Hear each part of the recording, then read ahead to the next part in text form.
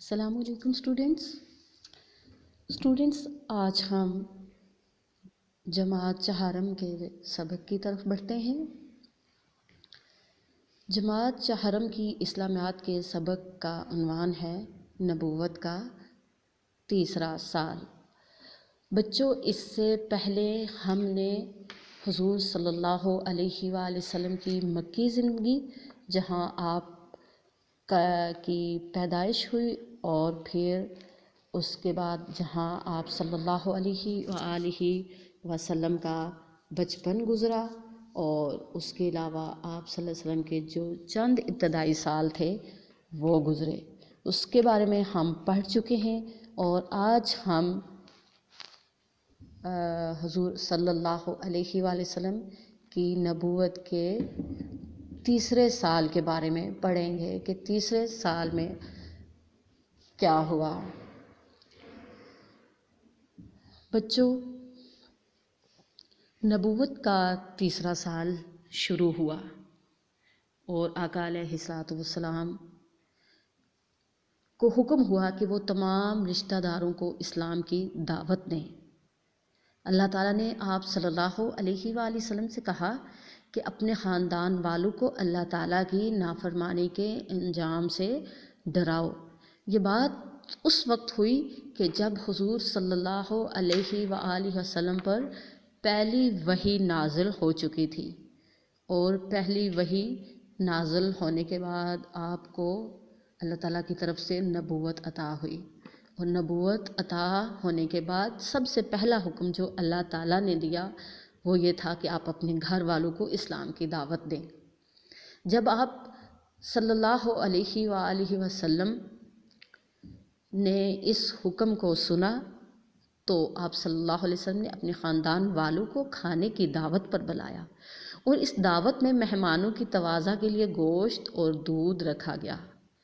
اس دعوت کو بچوں دعوت ذو العشیرہ کہتے ہیں، کہ اس کا مطلب ہے رشتہ داروں کی دعوت۔ جب دعوت ہو گئی، سب نے کھانا کھا لیا، اس کے بعد آپ صلی اللہ علیہ وسلم نے تمام لوگوں سے کہا کہ اے عبد المطلب کے بیٹو، اے عبد المطلب کے بیٹو۔ یہ کیوں کہا؟ کیونکہ وہ آپ کے خاندان والے تھے، اور وہ سب حضرت عبد المطلب کی اولاد تھی، یعنی کہ آپ صلی اللہ علیہ وسلم کے دادا جان کی ساری اولاد تھی۔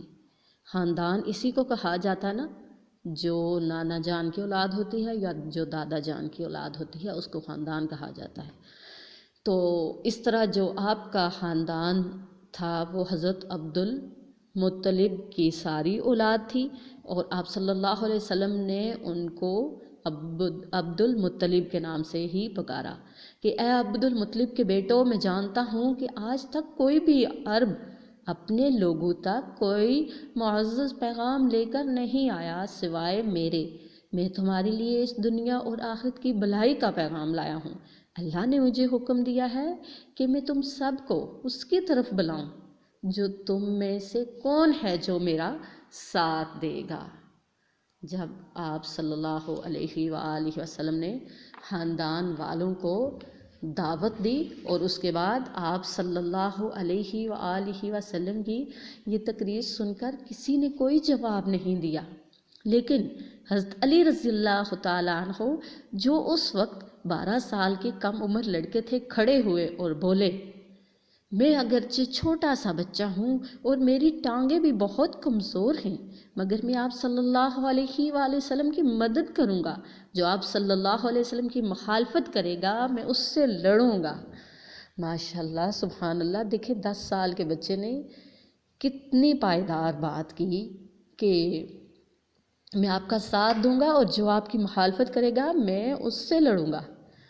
سارے خاندان والے بچوں، جب خاندان والوں نے یہ بات سنی تو سب نے بہت مذاق اڑایا، لیکن آپ صلی اللہ علیہ وسلم نے حضرت علی رضی اللہ عنہ کا جوش دیکھ کر انہیں گلے لگا دیا۔ آپ کو بچوں یہ نیچے تصویریں دکھائی گئی ہیں، یہ صفا پہاڑ کی ہے اور یہ دوسری مروہ پہاڑ کی تصویریں ہیں۔ اب آگے دیکھیے کہ صفا کی پہاڑی پرواز کا واقعہ۔ اسی واقعہ کے بعد اللہ تعالیٰ نے آپ صلی اللہ علیہ وسلم کو حکم دیا کہ آپ صلی اللہ علیہ وسلم کھلے عام سب کو اسلام کی دعوت دیں، اور اللہ تعالیٰ نے آپ صلی اللہ علیہ وسلم پہ وحی نازل فرمائی۔ کیا وحی نازل فرمائے؟ سورہ حجر کے اندر آتا ہے کہ پس آپ صلی اللہ علیہ وسلم کھول کر بیان کر دیجئے جو آپ صلی اللہ علیہ وسلم کو حکم دیا جاتا ہے، اور مشرکوں سے دور رہیے۔ پہلے تو خاندان والوں کو ہوئی، اس کے بعد کھلے عام جب اعلان ہو گیا کہ کھلے عام آپ بتائیے لوگوں کو اور ایک توحید کی دعوت دیجئے، تو پھر آپ صلی اللہ علیہ وسلم نے صفا کی پہاڑی پر چڑھے۔ صفا کی پہاڑی آپ کو دکھائی گئی ہے، یہاں کھڑے ہو کر آپ نے بلند آواز سے مکہ کے لوگوں کو پکارا۔ سب لوگ آپ صلی اللہ علیہ وآلہ وسلم کی آواز سن کر جمع ہو گئے۔ آپ صلی اللہ علیہ وآلہ وسلم نے فرمایا، اے قریش کے لوگوں، اگر میں تم سے کہوں کہ پہاڑی کی دوسری طرف ایک لشکر تم پر حملہ کرنے کے لیے تیار ہے تو کیا تم میرا یقین کرو گے؟ اب بھی سب لوگوں نے کہا کہ ہم آپ صلی اللہ علیہ وسلم کا یقین کریں گے، کیونکہ آپ صلی اللہ علیہ وسلم نے کبھی جھوٹ نہیں بولا۔ اور آپ صلی اللہ علیہ وسلم اب آپ صلی اللہ علیہ وسلم نے کہا کہ میں تم سب کو خبردار کرتا ہوں کہ صرف اللہ کی عبادت کرو، اگر تم ایسا کرو گے تو دنیا اور آخرت میں کامیاب ہو جاؤ گے۔ یہ سن کر سب لوگ سخت غصے میں آ گئے۔ آپ صلی اللہ علیہ وسلم کا چچا ابو لہب غصے سے سرخ ہو گیا اور بولا، تیرا برا ہو، نعوذ باللہ، کیا تو نے ہمیں اس لیے بلایا تھا؟ اور بچوں، یہاں پہ آپ کی معلومات کے لیے یہ بات بتاتی چلوں کہ ابو لہب جو تھا، جب اس نے حضور صلی اللہ علیہ وسلم کے ساتھ ایسا کیا تو ابو لہب کا انجام دیکھو کیا ہوا، کہ اس سے ایک ایسا پھوڑا نکلا جو اس سے سخت تکلیف دیتا تھا، اور اسی تکلیف سے وہ تڑپ تڑپ کر مر گیا، اور اس کی لاش کو لوگوں نے گھڑے میں دبا دیا۔ اس طرح آخری وقت میں نہ اس کے گھر والے کام آئے اور نہ اس کی دولت کام آئی۔